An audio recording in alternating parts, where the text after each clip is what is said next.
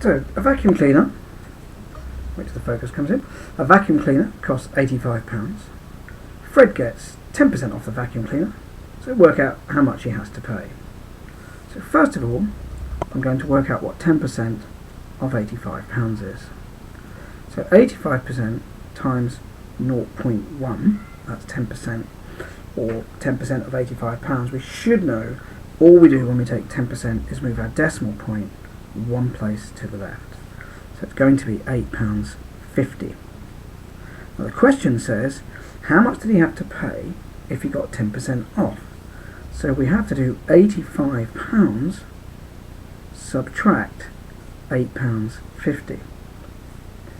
Now we can have the noughts there, but it won't really make any difference.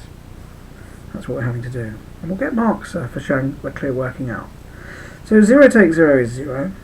And 0 take 5, we can't do that, so we have to borrow a 1 from the 5, which means the 1 will go down to a 4. So that's like £5, we've borrowed £1, we put it here, so it's like £1 take 50p now. 10 take 0.5 is 0.5. Now 4 can't take 8, but yet again we can borrow from the 8, so we write 7 here and 1 there. 14 take 8 is 6, and 7 take 0 is 76.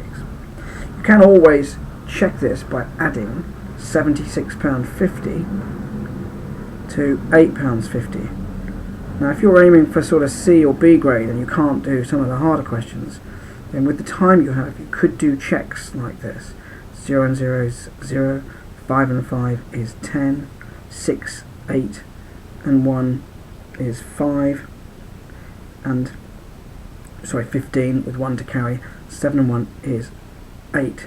Put your point there and we can see that the £8.50 is correct, because when we add it back to £76.50 we get what we started with. So what we had to pay then was £76.50 when we took 10% off.